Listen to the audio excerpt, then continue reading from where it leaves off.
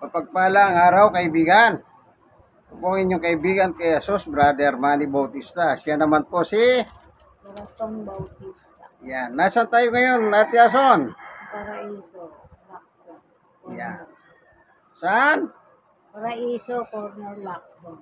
Barangay? 103. Zone? 8. District? 1. District 1. Nasaan tayo? Tondo, Manila. Yan. Napakaliwanag, ano? Nandito kami sa Paraiso Street. Corner Lacson Street. Po, dito po sa barangay 103. Zone 8, District 1, Tondo, Manila. Tayo po ngayon ay papalaot sa pag-aaral ng Ebanghelyo. Mabuting bagay na kapag tayo po ay pumapalahot, tayo nga nagsisimula sa isang panalangin. Alam niyo po yung ikaw ay manalangin, kasi sabi ni Apostol Pablo, Colossus 3:17, kaya kung sinabing magsisimula tayo sa panalangin,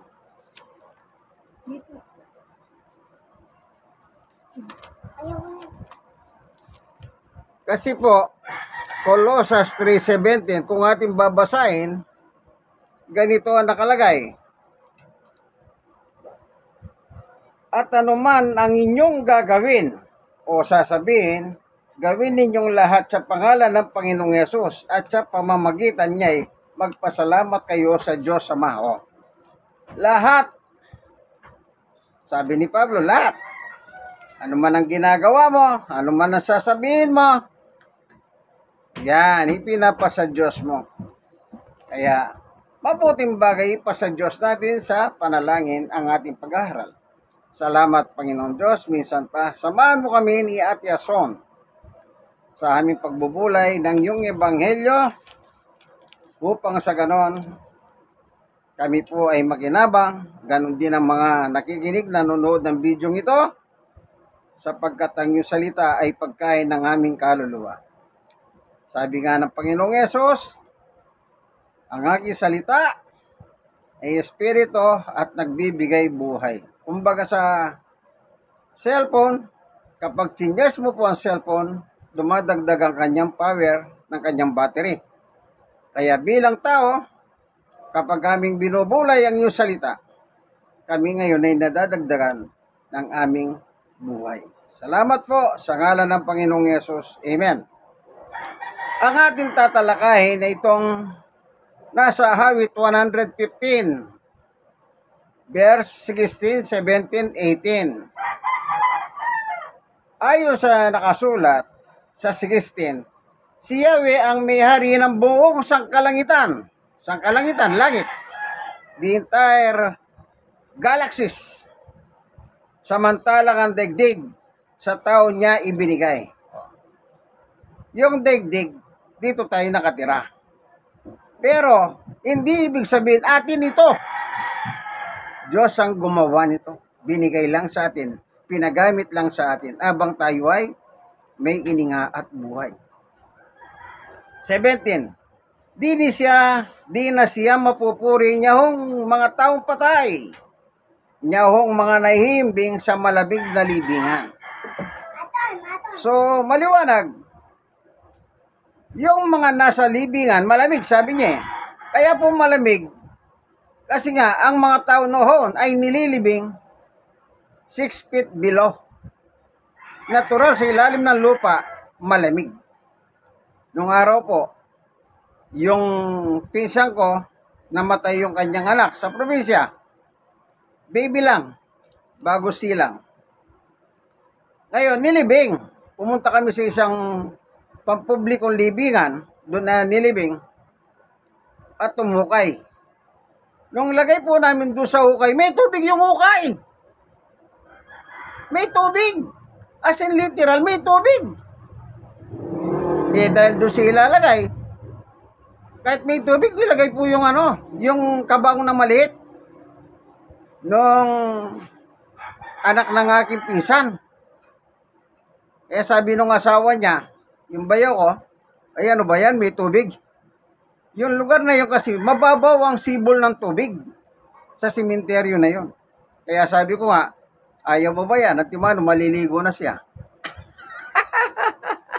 Literal, nilagay talaga. Walang magagawa. Ano, hukay ka ng iba. Eh, wag na. Total, ililibing mo rin naman. Kaya sabi dito sa Biblia, malamig na libingan. Kahit walang tubig yun, sigurado malamig yun. Kasi sa panahon na yon, dito sa awit, ganun po, walang nicho-nicho. Ngayon na lang nauso po yung nicho dahil dumami ng masyado ang tao. Hindi na malamig, mainit pag nasa nicho ka, mainit. Bakit? Eh, nakabilad ka sa araw eh. Madali kang maluto. Kumbaga sa bibingka. Bibingkang dating mo. O, yan. Sa 18, tayo ngayong nabubuhay. O, tayo. Kaming dalawa. Ang dapat magpasalamat. Siya'y dapat papurihan mula ngayon hanggang wakas. Purihin si Yahweh. O, anong nakalagay sa Biblia? Yung taong buhay, silang magpupuri sa Diyos. Magpupuri. Praise the God. Ganon. Praise the Lord. Hallelujah. Oh. Yung patay, ang sabi po, balikan natin, di na siya mapupuri niyahong mga taong patay, niyahong mga nahihimlay sa malamig na libingan. So, dalawang concept ito. Isang taong buhay at isang taong patay. Sino ang makapagpupuri sa Diyos? Yung buhay. Yung patay, wala na. Ibig sabihin, wala nang halaga kapag ang isang tao ay patay na. Ngayon, dahil nalalapit na po ang pagdiriwang ng kapistahan ng mga patay. Dalawang piyesta po ng patay. November 1, November 2. Yung November 1, All Saints Day. Araw ng mga santo. Yung ikalawa, araw ng kaluluwa ng mga tao. Yan. Nagdidiwang po dyan ng tao. Yung mayaman, maganda yung kanilang libingan, may andaan, may pagkain. Kasi nagsiselebrate nga po sila. Ganon din yung mahirap. Kahit walang magandang musuleo, nagdidiwang sila, nagbabaon sila ng pagkain. Kaya nangyayari ang libingan ay dako ng pagdiriwang. Celebration. Kasi piyesta ng patay. Di ba pag piyesta may handa? Pati yung patay, pinag-aanda. Pag may dalang pagkain, maglalagay ng konti sa isang lalagyan. Ayan, kay tatay yan. Akala mo yung tatay nila, yung nanay nila, yung lola nila, yung anak nila, kaya pang kainin yung konting pagkain. Pero para sa patay yan. Yun naman na nagiinuman ng alak, magtatapos sila ng kaunting gano'n sa tansan, sa takip. Ano sinasabi naman para sa demonyo yan. Tama ba, Tiason? Yan. Eh bakit para sa demonyo? Para habang nagiinuman, wag siyang manggulo. Kumbaga, sa isang takip ng alak, malalasing na ang demonyo. Pagtapos ang inuman, lang lasing yung nagiinuman at hindi lang yun, nag-aaway-away pa kung sakali. Yan. Pero huwag tayo pupunta sa away-away. Sa inuman. Nadahanan lang natin sa patay tayo at sa buhay. Ayun. Ang sabi sa buhay, ano sabi? Tayo ngayong nabubuhay. Present tense, nabubuhay. Ay dapat magpasalamat. Siya'y dapat papurihan mula ngayon hanggang wakas, purihin si Yahweh. Yung magpasalamat ka sa Diyos, yan ba'y batas? Tingnan natin kung kanino batas ang magpasalamat sa Diyos. Dito sa Thessalonica chapter 5,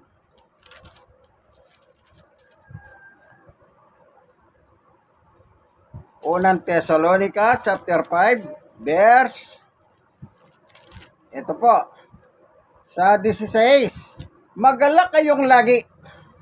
17, palagi kayong manalangin. 18, at magpasalamat kayo sa Diyos sa lahat ng pagkakataon. sapagkat ito ang kalooban ng Diyos para sa inyo, sa inyong nakikipag-isa, sa inyong pagkikipag-isa kay Kristo Jesus. Yan palang obligasyon ng pasalamat galing sa Diyos. Utos ng Diyos. Hindi utos ng kung sino-sino. Hindi utos ng presidente, mga pari, pastor, ministro, kung ano man tawag nyo sa inyong leader na simbahan. Utos ng Diyos. Lahat ng tao, kaya nakalagay po dito sa 115 ng awit. Anong sabi niya? Tayo ngayong nabubuhay. Itsapira nyo yung patay. Nabubuhay ang nakalagay. Ang dapat magpasalamat, si dapat napurihin mula ngayon hanggang sa wakas. Purihin si Yahweh. Hanggat nabubuhay ka, hanggat nakakabuka ka pa ng iyong bibig, kaibigan, hanggang wakas. Bago man lang maputulang hanggang hininga mo, dapat lagi mong pasalamatan ang Diyos. Bakit? Araw-araw yun lang hininga mo eh. Nagsimula ka sa pitos, sa tiyan ng iyong nanay. Umihinga ka doon. Kaya yung pusod ng nanay mo at yung pusod mo magkadugtong. Nasa loob ka ng sinapupunan ng iyong ina, nang nabubuo ka sa ovaryo ng iyong nanay, ikaw ay umiinga na. Umiinga ka. Kaya nung lumabas ka at nabuhay ka, hanggang mamatay ka, yan ang ibig sabihin niya. Lagi tayong magpasalamat. Pagpatay ka na, makakapagpasalamat ka pa ba? Wala nang bisa yun. Kaya yung nasa libingan, wala nang lifeless. Ang tawag sa English yan. Wala na silang kabuhay-buhay. Kahit nga yung kamamatay lang eh. Subukin mong bulungan. Makakasagot pa kaya yun? Hindi na. Patay na kasi. Lifeless. Iniwan na siya ng kanyang buhay. At siya'y katawang lupa na lamang siya. Alala yung kanta ni Rico Puno? Yung babalik sa lupa. At yaso, ano bang kanta yon? Yung kinanta ni Rico Puno na babalik sa lupa. Yung parang gano'n. Ano bang kanta yon? Naalala mo? Si Rico Puno ang kumanta nun. Tutulungan ka ng Diyos. Yan. Siya ngayon ay patay na rin. Yung kanta niya, naririnig na lang. Kasi recorded po yun. Pero yung kumanta nun, wala na. Yung title, anong title Ate Son? Tutulungan ka. Matutulungan pa kaya siya ng Diyos? Gumawa siya ng isang awit na napakaganda. Hindi na po. Bakit? Wala nang buhay.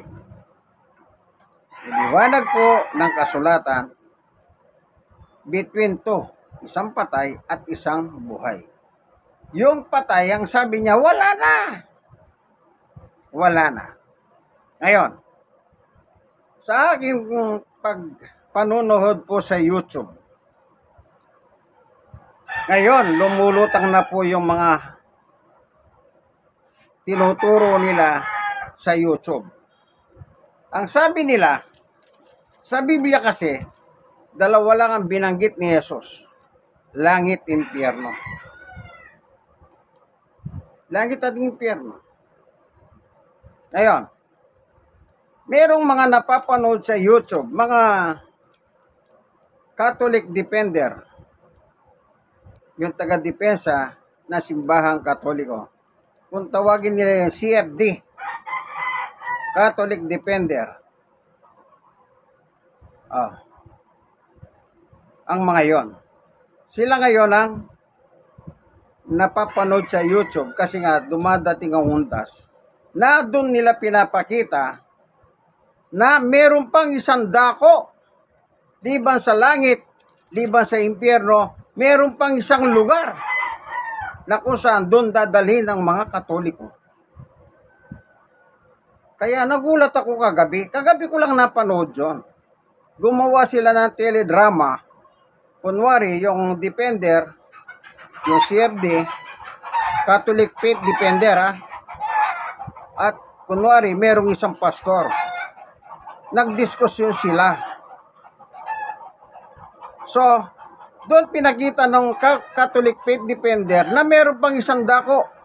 Kung tawagin nila ito ay purgatory. At yun ay ginamit nila yung Kastilang Biblia. Purgatorio nga ang nakalagay doon sa Catholic ay sa libro ng Castilla Hoy. Aba nanonood ako, kaya sinasabi niya, sabi ng pastor, kunwari, kasi sa kanila lang din ang concept na yun eh. Kunwari, meron silang pastor na nakadebate. Ang sabi ng pastor doon, ang Biblia lang ang sinabi, langit, impyerno. Ngayon, ang sabi naman ng Catholic Faith Defender, meron pang isang bahagi. Yun ang purgatorio. Na kung saan ang sinasabi niya, kapag ang isang tao namatay, especially, kapag daw nasa lupa ka, hindi ka pa naging ganap, o hindi ka pa perpekto, doon ka muna ilalagay sa purgatorio, at doon ka lilinisin, hanggang sa ilipat ka sa langit. Kaya sabi niya, pag dinala ka naman sa impyerno, wala ka ng pagkakataon makalipat. Sa bagay, nasa libro din nila yan, Catholic Catechism, number 1030 at number 1031. Yan. At yun naman tungkol sa panalangin sa mga patay, sabi nila, kaya pinagpipray nila yung mga patay dahil po sa sulat ni Judas Maccabeo doon sa canonicism, doon sa unang Maccabeo chapter 12 38 hanggang 46. Doon nakasulat kung paanong, tandaan nyo po si Judas Maccabeo ay isang Hudyo. Canonical book yung tawag nila doon. Ngayon, nakasulat doon, namatay sa digmahan ng mga sundalo ni Judas Maccabeo dahil naniniwala si Maccabeo na mayroong pagkabuhay na maguli.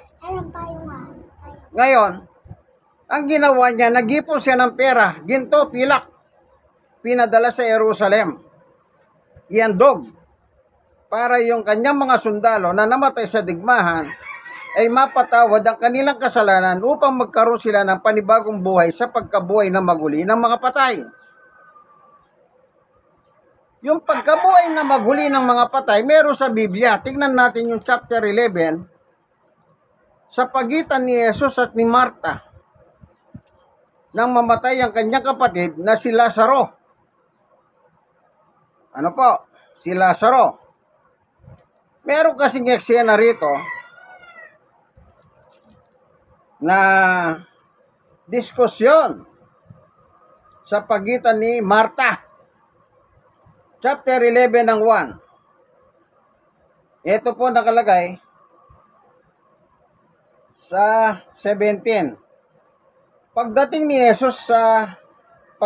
Jesus, nalaman niya ng 4 na araw nang nakalibing si Lazaro, 4 days. 18. May 3 kilometro lamang ang layo ng Jerusalem sa Bethlehem at sa Betanya. 19. At maraming Hudyo ang dumalaw kina Marta at Maria upang makiramay sa pagkamatay ng kanilang kapatid. 4 na araw na po siya nakalibing, meron pa rin nakikiramay. Nang mabalita ni Marta na dumarating si Jesus, sinalubong niya ito. Ngunit si Maria na may nahiwan sa bahay. 21. At sinabi ni Marta, Panginoon, kung narito po kayo, hindi sana namatay ang kapatid ko. 22. Subalit alam kong kahit ngayon,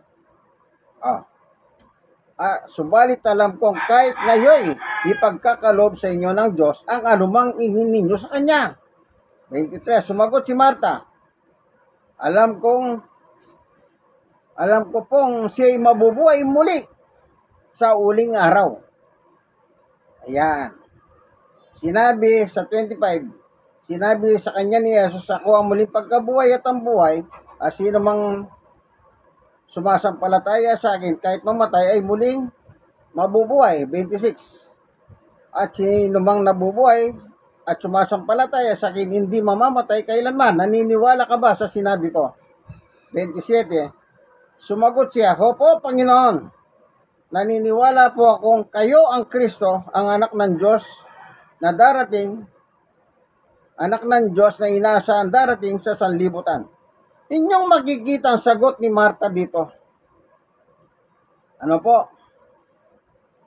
Sa 20, ulitin natin. 20. Nang mabalitaan ni Marta na dumating si Jesus, sinalubong niya ito. Ngunit si Maria naman naiuwan sa bahay. 21. Sinabi ni Marta, Panginoon, kung narito po kayo, hindi sana mamamatay ang kapatid ko. 22. Subalit alam kong kahit kayo ipagkakalob sa inyo ng Diyos, ang anumang hingin ninyo sa Kanya. 23. Muling mabubuhay ang iyong kapatid, sabi ni Jesus. Sumagot si Marta, alam ko pong siya'y mabubuhay sa muling pagkabuhay. Yan. Ang sagot ni Marta, hindi maunawa nung salita ni Jesus. Sabi ni Jesus, kahit ngayon din, mabubuhay ang iyong kapatid. Actually, nabuhay talaga po si Lazaro kahit 4 na araw na nakalibing. Pero ang pagkahunawa ni Marta, mabubuhay ang patay, pero hindi ngayon. Ano sagot ni Marta? 24. Sumagot si Marta, alam ko po kung siya'y mabubuhay muli sa uling araw. Kaya yung mga patay, mabubuhay din po sila sa uling araw. Kaya hanggat patay sila, wala na po silang magagawa. Patay na nga, wala nang buhay. Ayon, ang sabi ng Catholic Faith Defender na kinapanood kagabi, meron pang isang dako. Ano yon? Purgatorio. Pag nasa purgatorio ka, doon lilinisin ka hanggang sa ilipat ka sa langit. Ang tanong, sinong maglilinis sa iyo sa purgatorio? Gumawa sila ng libro, Catholic Catechism, The Book of Catechism. Catechism. Ang problema, number 1030, 1031. Tandaan nyo po yung Catholic Catechism. Kung meron kayo, o kaya sa YouTube. Ang problema doon, walang nakalagay. Sino ang maglilinis sa iyo sa purgatorio? Sa kanilang paniwala, ang purgatorio ay dako ng temporal, pansamantalang pagdurusa. So, pagdurusa pa rin.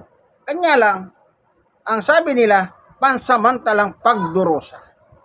Then later on, malilipat ka rin sa langit kung mapatawad na ang iyong mga kasalanan. Kaya tignan nyo po, ayaw po talagang tumigil sa kasalanan ng tao kasi nga po merong ganong klaseng senaryo. Isipin mo, sabi nila, ipamisa mo. Pag pinamimisa mo, natatanggal ang kasalanan. Ano pa? Kapag pinagdadasal mo, natatanggal ang kasalanan. Pero wala pong batayan yan. Kaya ang ginawa nila, kaya sila gumawa ng isang libro, Katesismo, kasi nga po sa Biblia, wala nga nakasulat na yung patay babangon pa at pupunta sa langit.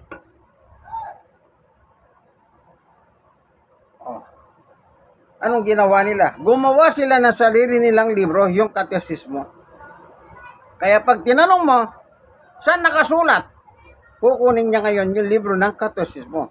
Biblia po ba yun? Hindi. Libro ginawa ng simbahang Katoliko. To depend, bakit nila pinagdarasal ang mga taong patay? Para malipat sa langit.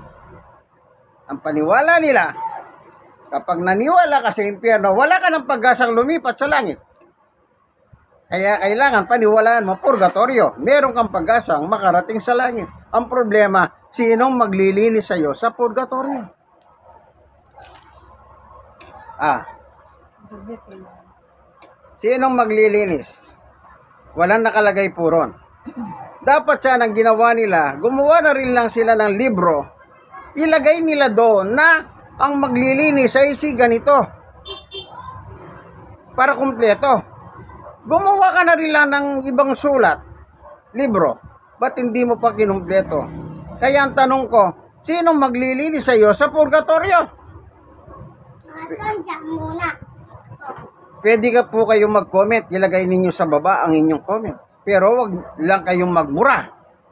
Kasi magagalit ang Diyos sa inyo.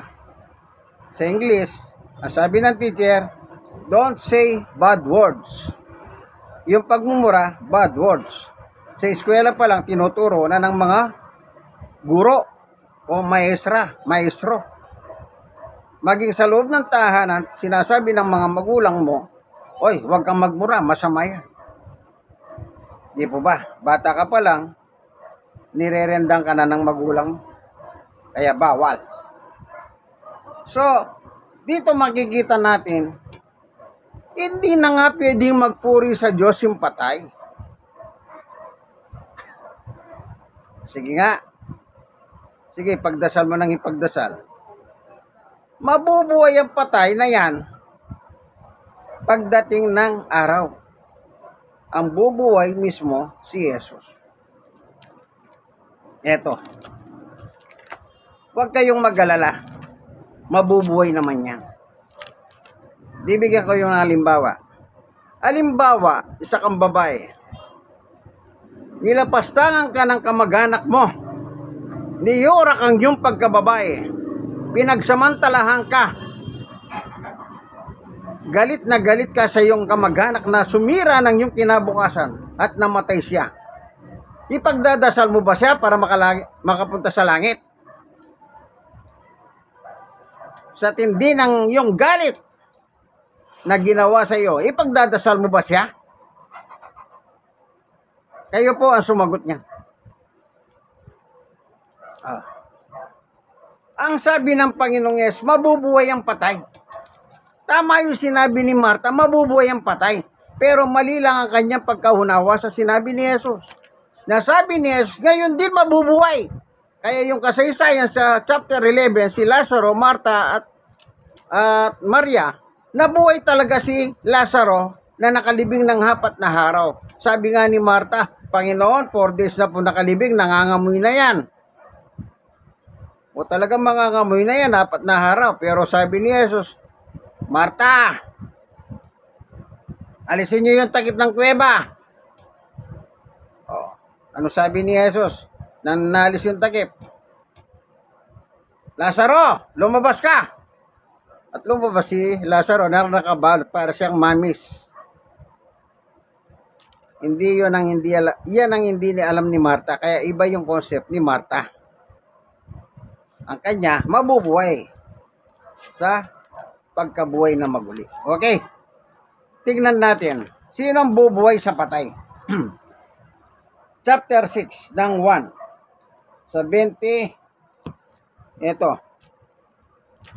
Basahin natin.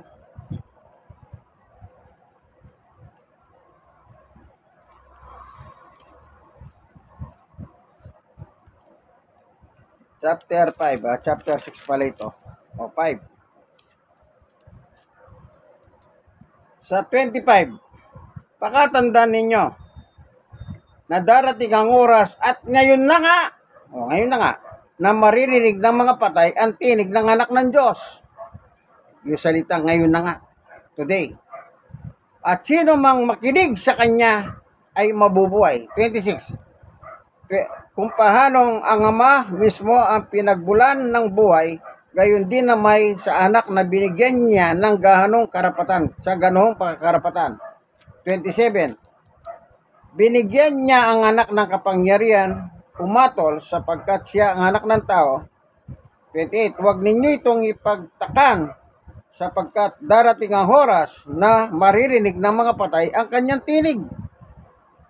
Yung patay, yung nasa libingan, kung saan ka man namatay, maririnig mo ang tinig ni Jesus. Si Lazaro, na sinabi niya, Lazaro, lumabas ka! Nang marinig ni Lazaro ang tinig ni Jesus, lumabas siya. So, maliwanag, kaibigan. Walang hukos-pikos dyan. Letra for letra. Biblical teaching ka. 29. At sila'y babangon. Bumangon po ba si Lazaro? Oo, bumangon. Lumabas ka ng kuwebe. Nakabalot pa ng tela. Ano sabi ni Jesus? Pakainin niyo. Kita nyo? Pinakain pa si Lazaro. At sila'y babangon. Lahat ng gumawa ng kabutihan ay hahantong sa buhay na walang hanggan. At lahat ng gumawa ng kasamaan ay babangon patungo sa kaparusahan. Dalawa. Gumawa ka ng kabutihan. Ang kabutihan yung salita ng Diyos. 7:12 ng Roma. At yung hindi ka sumunod sa salita ng Diyos, yun yung masama. Pareho silang babangon. Paano mo ngayon ipagdadasal pa ang iyong mahal sa buhay na matagal nang yumaho?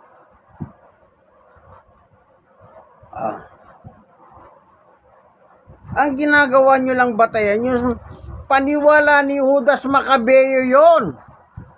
Si Judas Macabeo, isang Hudyo na taong nabuhay sa panahon niya, yun ang kanyang paniwala. Na kapag sila'y maghahandog ng salapi, ay patatawarin ng kanilang mga kasalanan nung kanyang mga sundalo. Paniwala ni Macabeo yan. Kaya sa dami ng Bible ngayon, mas may yung mga Bibliang mga pinamimigay ng Katoliko, wala ng canonical book. Wala na. Kasi nga, hindi kasi totoo yun. Sipin nyo, ang pinaniniwala ng Katoliko, simbang Katoliko, si Judas Macabeo. Sino yun? Tao rin katulad natin yun. Kung anong paniwala niya yun. Huwag nyo siyang tularan. Kasi, lihis sa turo ng ating Panginoong Yesus yan. Kaya sabi ni Yesus, pag nagsalita na siya, para babangon yung patay maririnig nila yung tinig ni Jesus.